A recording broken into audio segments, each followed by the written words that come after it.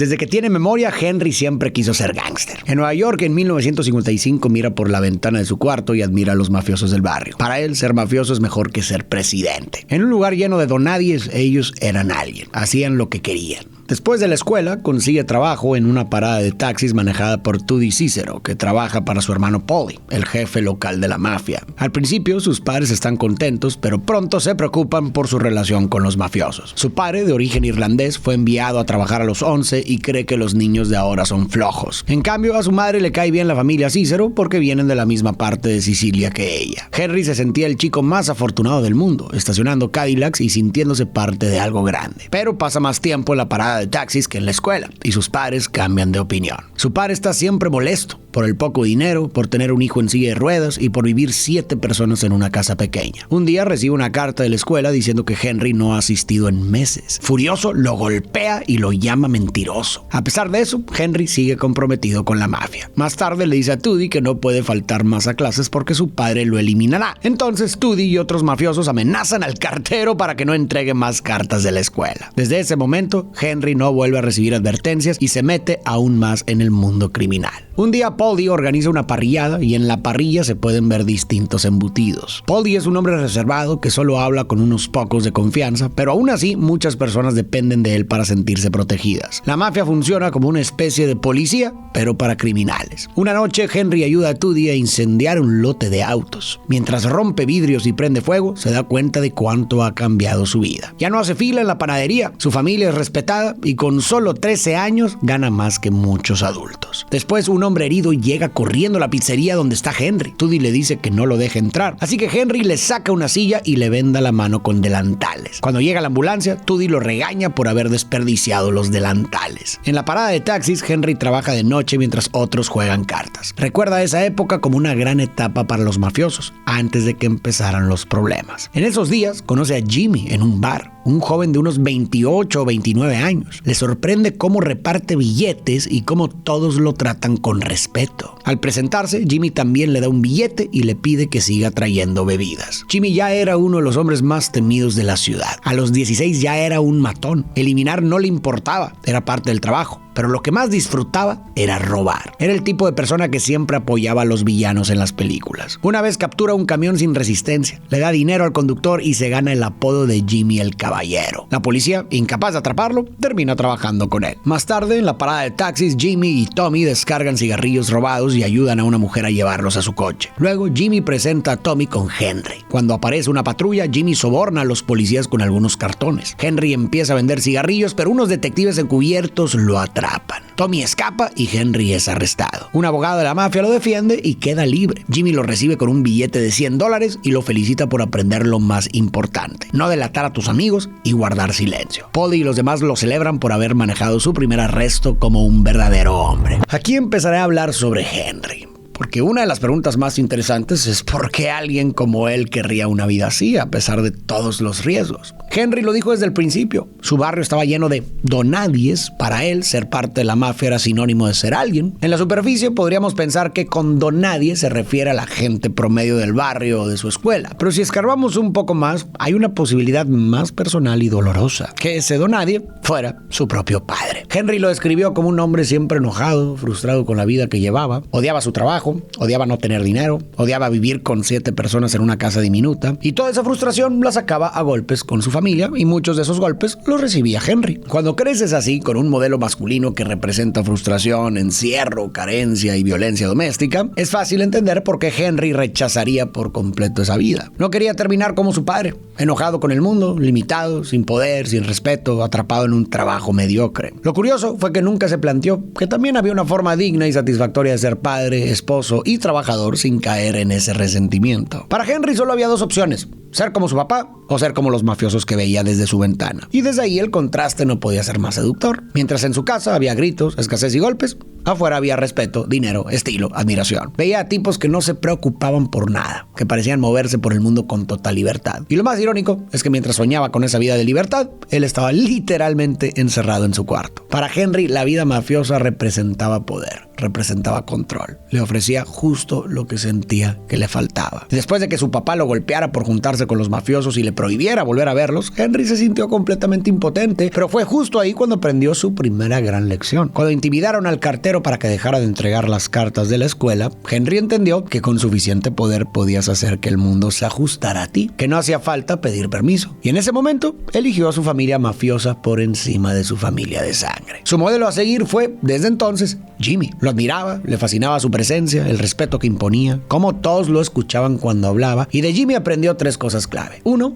que con dinero podías conseguir que la gente hiciera lo que tú querías. 2, que nunca debes delatar a tus amigos. Y 3, que siempre hay que mantener la boca cerrada. Y Henry seguiría esas reglas durante muchos años, hasta que se llegue a topar con una realidad que lo obligará a tomar una decisión de vida o muerte. Más adelante continuaré mi análisis de Henry. En 1963, un Henry ya mayor cuenta que por el aeropuerto de Idlewild pasaban $30,000 millones en mercancía y su grupo robaba lo que podía. Tenían contactos trabajando ahí que les avisaban sobre los cargamentos. Si una aerolínea o camionero se ponía difícil, Paulie usaba sus influencias para presionar. Siempre que necesitaban dinero, asaltaban el aeropuerto. En el Sonny's Bamboo Lounge, Henry y otros mafiosos se reúnen a hablar de negocios. Un empleado de Air France, Frenchy, le comenta a Henry y a Jimmy sobre un cargamento importante que veían en camino. Después van a la mesa, donde Tommy empieza a contar varias anécdotas de forma graciosa, manteniendo a todos atentos y riendo. Henry, entre risas, le dice que es un gran cuentista y que es muy simpático. Y ahí, de repente, la cosa cambia. Tommy lo mira serio y, cambiando por completo el tono, le pregunta qué quiere decir con eso. Le dice, ¿simpático cómo? ¿Como si fuera gracioso? ¿Como un payaso? ¿Estoy aquí para entretenerte? La tensión sube de golpe. Nadie sabe si está bromeando o si está a punto de explotar, hasta que Tommy suelta una carcajada y revela que estaba jugando. Todos se relajan. Y justo cuando parece que la tensión bajó, el dueño del lugar, Sonny, se acerca para reclamarle a Tommy una deuda de $7,000 y Tommy responde golpeándolo con una botella. Un dato curioso sobre esta escena del bar es que está basada en una experiencia real que vivió Joe Pesci, el actor que interpreta a Tommy. Cuando era joven, Joe trabajaba como mesero y en una ocasión sin querer le dijo a un verdadero gángster que le parecía gracioso y se dio cuenta que ese tipo de comentarios no siempre caen bien en ese mundo. Lo interesante fue que cuando Joe recordó esa anécdota y se la contó a Martin Scorsese, el director decidió incorporarla a la película. Pero lo hizo de una forma muy particular. Solo le avisó a Ray Liotta, el actor que interpreta a Henry. Así que el resto del elenco y los extras no tenían idea de que eso iba a pasar. Sus reacciones en la escena fueron completamente genuinas. Posteriormente, Sonny, acompañado de Henry, le pide ayuda a Paulie y le ofrece ser socio del Lounge para que lo proteja. Paulie acepta, pero empieza a cargar todo a crédito sabiendo que nadie va a pagar. Rematan la mercancía, vacían el lugar y terminan quemándolo. Mientras el lugar se incendia, Tommy le pide a Henry que lo acompañe a una cita doble con Diane y su amiga Karen. Henry accede sin ganas. Diana y Tommy conectan enseguida, pero Karen se aburre. Henry se va temprano con una excusa. Luego, Henry deja plantada a Karen en una segunda cita, lo que la molesta. Karen hace que Tommy la lleve a buscarlo y lo enfrenta. Henry le explica que pensó que ella lo rechazaría. Ella lo deja compensarla y quedan en verse otra vez. Cuando Henry la pasa a buscar, conoce a su madre y la lleva al Copacabana, impresionándola con sus contactos. Le dice que trabaja en construcción y es delegado sindical. Más tarde, Henry y Tommy roban $420,000 del área de carga de Air France sin usar armas. Le dan su parte a Paulie y celebran. Después, Henry y Karen pasan tiempo en un club de playa, donde ella le presenta a su vecino Bruce. Más tarde, en un club nocturno, reciben champaña enviada por Bobby Vinton. Karen se maravilla de lo emocionante que es estar con Henry con tantas conexiones y que todos lo traten tan bien. Todo eso a los 21 años. En el salón de pelucas de Maury, él se queja de que Jimmy le exige más dinero del acordado. Henry trata de calmar la situación, pero Jimmy pierde el control y ataca a Maury con un cable de teléfono, exigiendo que le pague. Justo entonces suena el teléfono. Es Karen, que le cuenta a Henry que su vecino Bruce intentó tocarla. Henry sale del salón furioso, enfrenta a Bruce y lo golpea con una pistola, advirtiéndole que si vuelve a acercarse, lo eliminará. Después, Henry y Karen se casan en una ceremonia judía. A la recepción asisten Paulie y toda la mafia. Karen es presentada a los mafiosos y sus esposas. Paulie le da un sobre con billetes de $100 y pronto se da cuenta de que todos hacen lo mismo, mientras Henry guarda el dinero bajo la mesa. En casa de los padres de Karen, su madre le pregunta por Henry, quien se la pasa afuera de noche. Karen lo defiende, pero su madre insiste en que alguien normal no vive así. En una reunión en casa de Mickey, Karen escucha a otras mujeres hablar de sus maridos criminales y sus hijos problemáticos. Empieza a preguntarse si puede vivir en ese mundo. Más tarde, ya en casa, le expresa a Henry su miedo de que lo arresten. Él, molesto, le dice que solo los tontos terminan en la cárcel, que todo está bajo control y que es solo negocio. Karen empieza a adaptarse. Ve a Henry y sus amigos como gente común que gana dinero haciendo trampa, porque no eran doctores ni ricos y esa era su forma de salir adelante. Después Henry y Tommy capturan un camión. Karen narra que el grupo era muy unido y que estar siempre juntos hacía que todo pareciera más normal. Karen cuenta que siempre había policías queriendo revisar la casa, pero en realidad solo buscaban un soborno. Después, en un bar, un mafioso de la familia Gambino llamado Billy Batts celebra su salida de prisión. Al ver a Tommy, bromea sobre su pasado como limpiabotas, pero Tommy se lo toma mal. Billy se burla aún más y lo humilla frente a todos, lo que enfurece a Tommy. Tommy se va, pero vuelve más tarde con Jimmy y entre los dos lo golpean brutalmente hasta casi eliminarlo. Lo meten en la cajuela y van a casa de Tommy por una pala para enterrarlo. En el camino oyen ruidos desde el maletero. Al abrirlo, ven que sigue vivo y Tommy, furioso, lo remata a puñaladas. Tommy es probablemente el personaje más aterrador de toda la película. Es simpático, incluso gracioso, pero también es un psicópata sádico. Alguien que disfruta cada parte del daño que causa, que se deleita con el sufrimiento ajeno sin el menor rastro de culpa. Y lo que lo hace aún más aterrador es lo volátil que puede ser. Nunca sabes qué palabra, qué broma o qué gesto puede hacerlo explotar. Puede estar riéndose contigo un segundo y al siguiente tenerte un arma en la cabeza. Y lo más inquietante de todo es que su retrato en la película no está tan lejos del hombre real en el que está basado. Por si no lo sabías, esta película está basada en hechos reales. Según quienes conocieron al verdadero Tommy, este fue uno de los sicarios más notorios e inestables de su tiempo. Era conocido por sus arranques violentos que muchas veces no tenían ninguna lógica y por el placer enfermizo que encontraba en su trabajo. Ahora, vale la pena decir que casi todo lo que se sabe sobre el Tommy real viene del testimonio de Henry Hill, recogido en la novela Wise Guy de Nicholas Pileggi, que sirvió como base para la película. Es cierto que algunas personas han cuestionado partes del relato de Henry, pero lo cierto es que sea o no del todo preciso, sigue siendo la fuente más detallada que existe sobre la vida de Tommy. Y es desde ahí que estoy construyendo este análisis. Un dato muy interesante que menciona Henry es que el verdadero Tommy, igual que en la película, siempre intentaba proyectar la imagen de ser el más rudo, el más temido, como si tuviera algo que probar todo el tiempo. Y al parecer, sí lo tenía. Su hermano, que también estuvo metido en la mafia, había delatado a algunas personas años atrás. Y Tommy, intentando limpiar el apellido y reafirmar su lealtad, sintió que debía compensarlo siendo el más violento y el más extremo. Esa inseguridad podría explicar por qué reaccionaba con tanta furia ante cualquier comentario que él percibiera como una burla o una falta de respeto. Ese rasgo de personalidad, ese ego hipersensible, lo vemos muy claro en la película. Es divertido, hace reír al grupo, tiene carisma, pero al mismo tiempo es paranoico, impulsivo, incapaz de controlar sus reacciones cuando siente que lo están humillando o dejando en ridículo. No soporta quedar como el menos en ninguna situación, ni siquiera si es una broma. Cualquier falta de respeto, real o imaginaria, la responde con violencia. Y eso incluye a sus propios amigos. Un amigo puede dejar de significar algo para él en cuestión de segundos. Según Henry, eso era algo que todos sabían. Tommy era impredecible, peligroso. Podía estar contando chistes un segundo y al siguiente eliminar a alguien solo porque lo miró mal. Y eso era lo que lo hacía tan aterrador. Lo poco que necesitaba para justificar su violencia. Y quizás lo más perturbador, lo mucho que disfrutaba ejercerla. Ahora bien, ¿qué pudo haberlo llevado a convertirse en alguien así? Bueno, dejando de lado si había algún rasgo psicológico o biológico que lo predispusiera, hay elementos de su entorno que vale la pena considerar. Tommy nació en 1950 en Massachusetts en una familia que ya tenía conexiones con el crimen organizado. Su abuelo paterno y su tío llegaron a ser jefes de la mafia criminal de Los Ángeles. Sus padres al parecer no estaban involucrados directamente, pero eso no impidió que él y sus hermanos, Robert y Anthony, terminaran metidos en ese mundo. Sobre todo después de mudarse a Nueva York,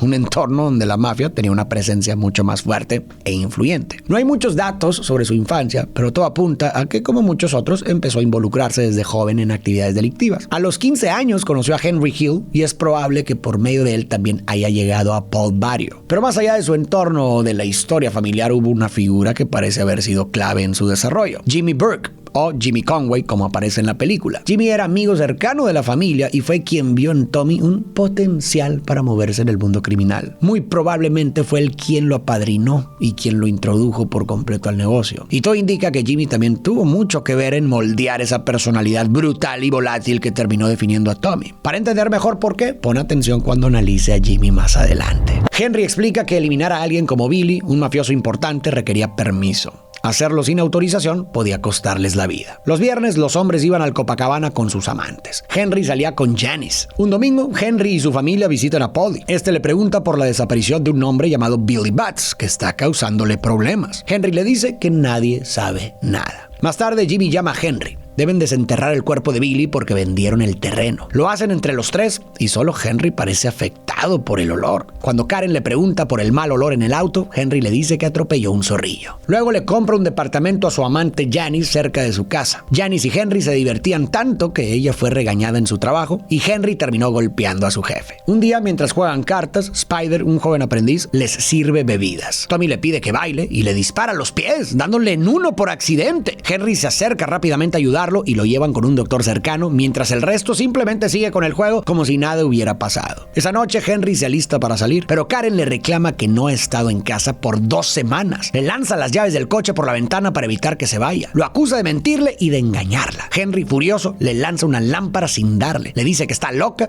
y se va. En la siguiente partida, Spider regresa con el pie vendado. Tommy se burla y Spider le dice que se vaya al diablo. Jimmy celebra su valentía y se burla de Tommy. De pronto, Tommy le dispara 3 veces y lo elimina. Henry se ve afectado. Las improvisaciones de Joe Pesci, sus comentarios inesperados y la intensidad con la que abordó las escenas dramáticas marcaron por completo la filmación. Según él, la escena más difícil de toda su carrera fue la muerte de Spider. Para prepararse pasó meses leyendo la biografía de Tommy DeSimone y al final todo ese trabajo dio frutos. El propio Henry Hill dijo que Pesci lo había interpretado a la perfección y además ganó el Oscar a Mejor Actor de Reparto por ese papel. Karen llega a la entrada del departamento de Janice con sus hijos, grita que se aleje de Henry y pasa 2 horas tocando el timbre, pero Janice no sale. Más tarde, Karen despierta a Henry apuntándole con una pistola. Está fuera de sí, pero admite que no puede dejarlo ni hacerle daño. Henry aprovecha un descuido para quitarle el arma, le da una bofetada y se va. Después, Paul y Jimmy le dicen a Henry que arregle las cosas con Karen. Lo mandan con Jimmy a relajarse unos días. Durante el viaje, golpean a un hombre que les debe dinero hasta que paga. Al volver, el hombre los denuncia gracias a su hermana que trabaja en el FBI. Arrestan a Henry y Jimmy y los condenan a 10 años. Ya en la cárcel, Henry cuenta cómo, junto a sus socios, viven con comodidad y preparan cenas elaboradas, incluyendo una salsa de tomate con albóndigas hechas con ternera, res y cerdo, además de filetes de carne. Incluso Polly está ahí, cumpliendo un año por desacato. Henry comienza a meter contrabando a la cárcel, incluyendo sustancias para vender entre los internos. En una visita, Karen entra con un abrigo grande para pasar más cosas, pero al ver el nombre de Janice en la lista de visitas, se enfurece y enfrenta a Henry. Ella se queja de lo sola que se siente y de que nadie la ayuda. Henry trata de calmarla y le dice que deben olvidarse los demás. Le cuenta que tiene un plan para vender sustancias en la cárcel y que estarán bien si ella sigue ayudando. Karen teme que Polly lo descubra, pero Henry insiste en que sean cuidadosos. Él le pide que no vuelva a mencionar a Janice y él acepta. Después de 4 años, Henry sale de prisión. Karen lo recoge y vuelven a su pequeño departamento. Henry le pide que haga las maletas y busque un lugar nuevo, ya que espera recibir dinero de una sociedad. Luego van a comer con Polly, quien le advierte que se mantenga alejado de las sustancias y que tenga cuidado con Jimmy y Tommy. Le recuerda que solo salió porque él le consiguió un trabajo. A pesar de la advertencia, Henry vuelve a vender sustancias sin que Polly lo sepa, usando el departamento de Sandy, su nueva amante y amiga de Janice, como base. Le va tan bien que compra una casa nueva e involucra a Jimmy y Tommy. Karen les muestra la casa a sus amigos Maury y Bell. Maury convence a Henry de unirse al gran robo de Lufthansa. En un bar se reúnen para organizar el atraco. Cada uno tiene un rol. Tommy y Carboni se encargarán del guardia. Frenchy y Joe Buddha controlarán a los empleados. Johnny Roastbeef los atará y alejará de las alarmas y Stax se encargará del camión. Mientras tanto, Henry tiene a todos trabajando, incluso a su ex niñera Lois, que ahora transporta sustancias para él. En casa de Sandy, Henry prepara mercancía con ella. Mientras se ducha, escucha en la radio una noticia sobre el atraco a Lufthansa. Se habla de entre 2 y 4 millones de dólares robados. Henry grita de emoción. Más tarde hay una fiesta navideña privada en un bar para celebrar el robo. Jimmy recibe a Henry y Karen al llegar. En la fiesta, Johnny Roastbeef presume un Cadillac rosa nuevo que compró para su esposa. Jimmy se enfurece porque había pedido que no comprara nada llamativo, ya que la policía los vigilaba. Johnny intenta justificar la compra diciendo que está a nombre de su madre. Carboni también llega con su esposa, que lleva un abrigo extravagante. Jimmy se lo arranca y le ordena devolverlo. En la barra, Henry y Jimmy notan que varios traen ropa y joyas nuevas. nuevas. Maury se acerca a pedir su parte del dinero, pero Jimmy lo ignora. Henry intenta calmarlo y promete hablar con él. En una sala trasera, Jimmy le da a Henry una pequeña parte del dinero como adelanto. Luego, Henry lleva a casa un árbol de Navidad y reparte regalos. A Karen le da un fajo de billetes y le dice que se compre algo bonito. Mientras tanto, Tommy elimina a Stacks por no deshacerse del camión usado en el atraco, dejando pruebas que podrían incriminarlos. En el bar, el grupo sigue celebrando. Henry, preocupado por la investigación, quiere hablar con Jimmy, pero este ignora sus inquietudes. Después, Jimmy cuenta que Polly hará miembro oficial de la mafia a Tommy.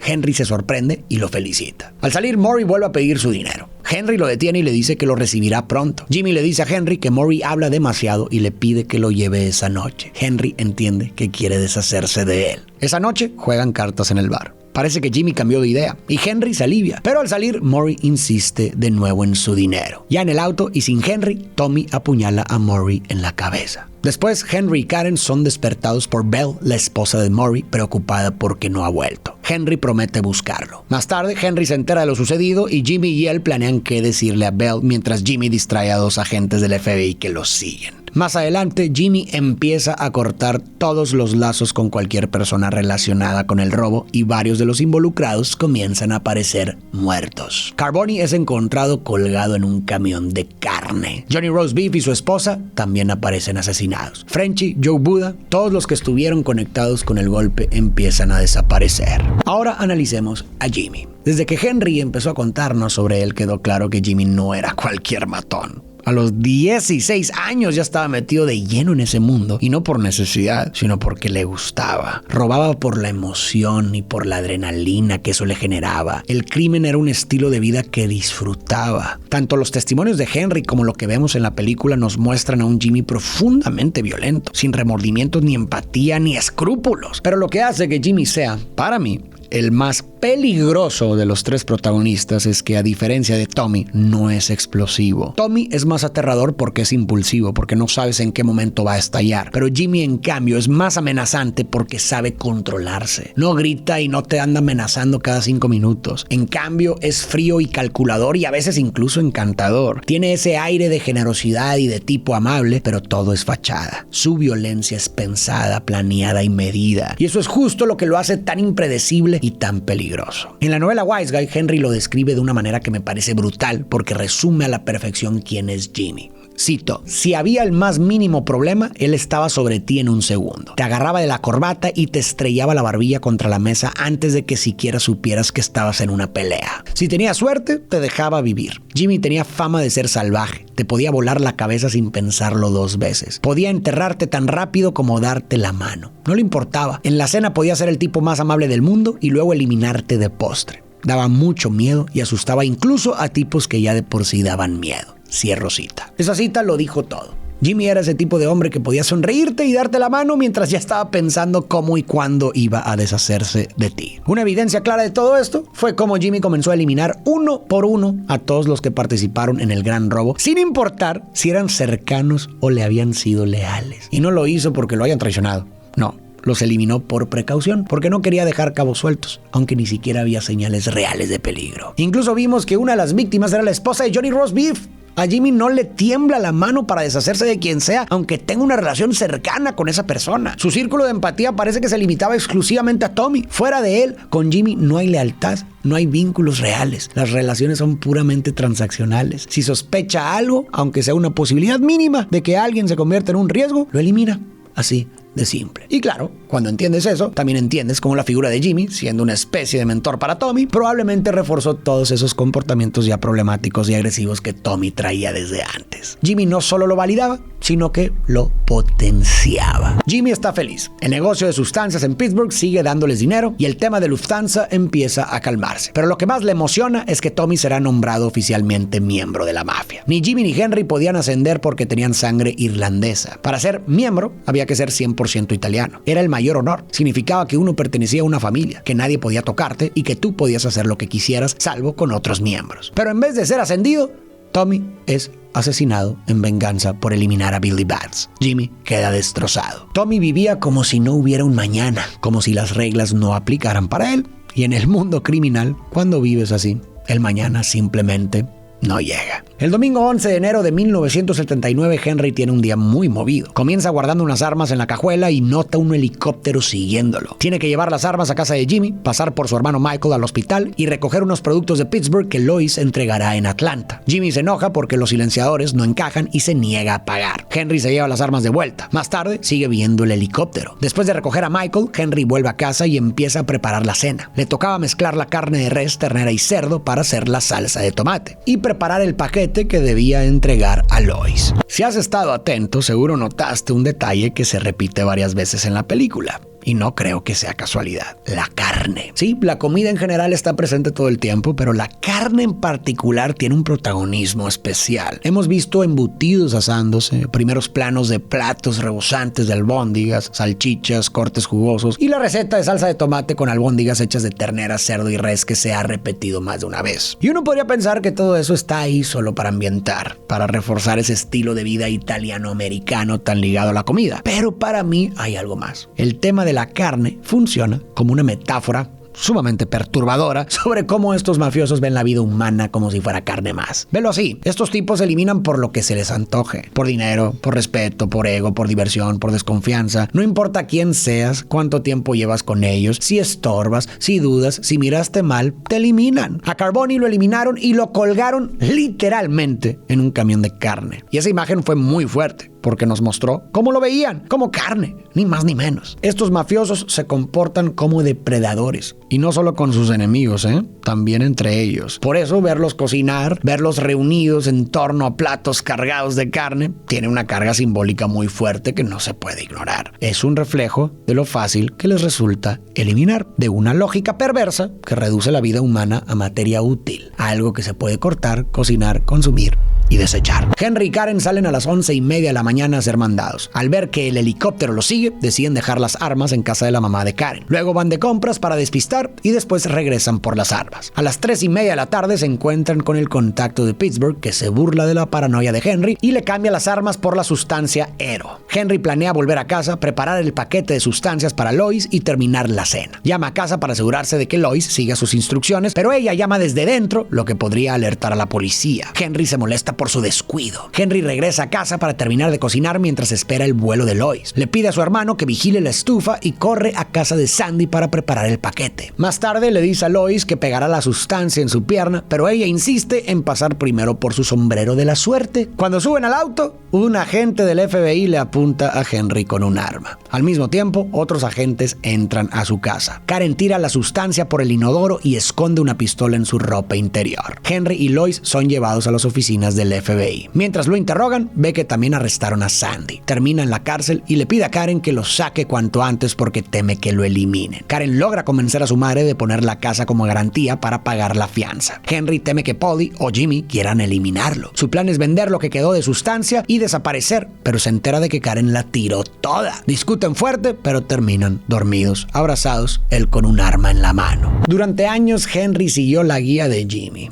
Incluso cuando todo empezaba a descomponerse, incluso cuando sabía que las cosas se estaban saliendo de control, él seguía guardando silencio. Pero la verdad es que Henry no era como Jimmy y Tommy. Ni cerca. Jimmy y Tommy no estaban en la mafia solo por los beneficios. Ellos disfrutaban el crimen. Les gustaba la violencia. Para ellos robar, golpear, eliminar eran cosas que les generaban placer. Henry no encontraba esa misma satisfacción. De hecho, su impulso más natural al principio fue ayudar. Cuando vio al hombre herido afuera de la pizzería, su reacción fue intentar asistirlo. Lo regañaron por eso, claro, pero ese gesto ya decía mucho. También lo vimos cuando Tommy golpeó brutalmente a Sonny. Henry no lo celebró, se preocupó por él. Lo acompañó con Polly e intentó remediar la situación. Más adelante, cuando Jimmy atacó a Murray con el teléfono, Henry se rió, pero era una risa nerviosa, una forma de no saber cómo reaccionar. A lo largo de la película vimos que Henry intentó interceder por Murray una y otra vez tratando de protegerlo de Jimmy. Y algo importante, nunca vimos a Henry eliminar a nadie. Tal vez el único momento donde vimos una violencia clara y directa por parte de Henry fue cuando golpeó brutalmente a Bruce por haber intentado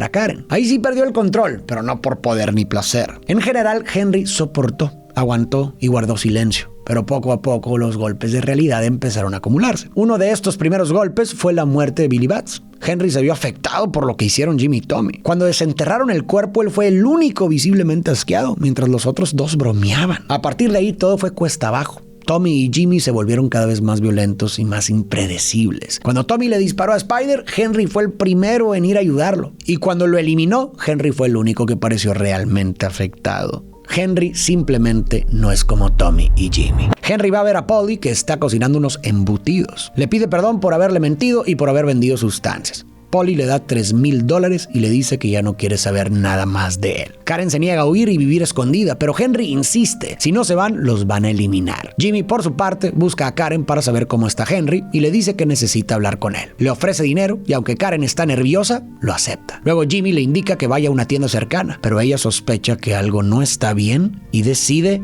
no entrar. Ahora hablemos un poco de Karen. Cuando conoció a Henry, ella no tenía idea de que se estaba metiendo con un mafioso. Y cuando finalmente lo descubrió, claro que tuvo dudas. Pero para entonces ya estaba demasiado involucrada. Ya había probado la vida cómoda, el dinero fácil, los restaurantes exclusivos, la emoción de estar con alguien poderoso. Y rechazar todo eso no es tan fácil cuando ya te acostumbraste a lo dulce sin haber probado lo amargo. Lo curioso es que al principio Henry ni siquiera se sintió atraído por Karen. Fue solo cuando ella lo confrontó que él empezó a verla con otros ojos, porque lo que lo enganchó fue su carácter. Henry respetaba el poder y cuando vio que Karen tenía la fuerza para plantarse y para decirle las cosas de frente, ahí fue cuando empezó a respetarla y eventualmente a enamorarse. Pero con el tiempo todo eso cambió. Mientras más Henry se rodeaba de Jimmy y Tommy, mientras más se hundía en el mundo criminal y ganaba poder, su actitud también empezaba a transformarse. Y lo que al principio le fascinaba de Karen, esa forma fuerte de hablarle, de desafiarlo, terminó por molestarle. Lo vimos claramente en esa escena donde Karen le reclamó por salir. Henry reaccionó con agresividad, con ese mismo impulso de control que aprendió de los hombres con los que se juntaba, incapaz de tolerar que alguien le pusiera límites. Pero esa escena solo fue un síntoma de algo más grande, porque a medida que Henry se adentró en el crimen, también vimos cómo su actitud hacia su esposa y su familia cambió por completo. Y no solo lo notamos en su comportamiento, también en la estructura misma de la película. Fíjate en esto. Después de la boda, sus hijos apenas aparecieron. Ni siquiera vimos cuándo nacieron. De repente ya estaban ahí. Y eso no fue casualidad. Eso reflejó cómo Henry empezó a priorizar su vida. Su familia pasó a segundo plano frente al encanto del mundo criminal. El respeto, el dinero, los lujos, las noches con amigos, el poder, todo eso empezó a importar más que su rol como esposo o como padre. Y lo que empezamos a ver fue a un Henry cada vez más ausente, más irresponsable. Pasaba más tiempo con sus amigos que en su casa. Engañaba a su esposa sin ningún tipo de culpa. Y lo peor es que parecía convencido de que su familia debía estar agradecida, como si todo se resolviera con dinero. Henry proyectó sus propios valores materialistas en su familia. Si Karen recibía fajos de billetes cada semana, entonces, según su lógica, no tenía derecho a quejarse de sus infidelidades ni de sus ausencias. Si los niños vivían en una casa enorme, con buena ropa y comida en la mesa, ¿qué más podrían pedir? Él lo medía todo, incluido el amor, en términos de lo que puede comprar, porque eso fue lo que aprendió en ese mundo. Ahí todo se ganaba con dinero. Y esa lógica se le metió tan profundo que terminó contaminando también su vida personal. Y lo más triste de todo es que ni siquiera se dio cuenta del vacío que estaba dejando. Creía que estaba cumpliendo con su rol. Como si ser papá fuera una transacción. Como si el amor pudiera comprarse con lujos. Y aunque es cierto que Karen también se dejó arrastrar por ese mundo y aceptó muchas cosas con tal de mantener el estilo de vida, también es verdad que llegó un punto en el que se dio cuenta de lo sola que estaba. Porque sí, tenían dinero, sí. Vivían rodeados de cosas caras, pero su casa estaba vacía de sentido. Tenían una familia, pero sin presencia. Tenían relaciones, pero no eran genuinas. Eran transaccionales. Todo era fachada. Karen vuelve a casa asustada. Henry, por su parte, se reúne con Jimmy en un restaurante. Jimmy le pide que vaya a Florida a encargarse de alguien que los delató. Nunca antes le había pedido algo así. Henry entiende que si va, probablemente no regrese. Entonces decide colaborar con el FBI y testificar. Al principio de la historia, Henry decía que sentía que pertenecía a ese mundo, que por fin había encontrado un lugar, pero ¿realmente pertenecía? La respuesta con el tiempo parece ser no, especialmente cuando todo se volvió más sangriento y traicionero. Henry eligió a su familia mafiosa sobre su familia real, sí, pero nunca llegó a ser uno de ellos del todo. No tenía lo que se necesitaba para ser un verdadero gángster. Estaba rodeado de hombres psicópatas y él era casi siempre la voz de la razón. Intentaba manejar las situaciones con lógica y con diálogo. En un mundo donde todo se resuelve con violencia, él simplemente no encajaba. Aún así, vimos que se quedó tras salir de la cárcel porque esa vida seguía dándole lo que tanto deseaba: lujo, respeto, admiración, emoción. Y también porque tenía vínculos con esa gente, o al menos eso pensaba. Pero todo eso empezó a desmoronarse cuando Jimmy, uno por uno, comenzó a eliminar a los que estuvieron a su lado durante 20 años. Cuando finalmente eliminó a Maury, Henry entendió que Jimmy no era su amigo, que Jimmy no se preocupaba por él, que lo único que le importaba a Jimmy era él mismo. Y Henry empezó a ver la verdad, que esas amistades nunca fueron reales. Eran asociaciones útiles, se divertían juntos y se ayudaban a veces, pero en cuanto alguien se volvía una carga económica o emocional, lo eliminaban y listo. No sabes quiénes son tus verdaderos amigos hasta que las cosas se complican. Y en el mundo de la mafia, ayudar a un amigo en problemas es un riesgo demasiado grande. Por eso cuando llega ese momento, la traición se vuelve inevitable. En ese mundo no parece haber amigos de verdad, solo gente que todavía no ha intentado eliminarte. Así que cuando todo se vino abajo, Henry necesitaba una salida. Sabía perfectamente lo que Jimmy era capaz y también sabía que si no se adelantaba, iba a terminar como los demás. Y entonces tomó la única decisión que podía mantenerlo con vida, rompió las reglas más importantes de Jimmy. Henry y Karen están con los agentes del FBI hablando de su nueva vida en el programa de protección de testigos. Henry no quiere vivir en un lugar frío y a Karen le preocupa la escuela de los niños. El agente McDonald les asegura que todo estará resuelto. Mientras tanto, el FBI arresta a Jimmy y a Polly. En el juicio, Henry los identifica y ambos son condenados. Para Henry y su familia fue fácil desaparecer, ya que todos sus datos eran falsos. Sin embargo, Henry extraña su vida pasada. Recuerda el lujo, el respeto y la emoción. Ahora se queja de la comida, de hacer fila como todos y de lo aburrida que es su vida. Vive en una calle tranquila en el Medio Oeste. Mientras recoge la leche y el periódico en la puerta, dice que ahora es un donadie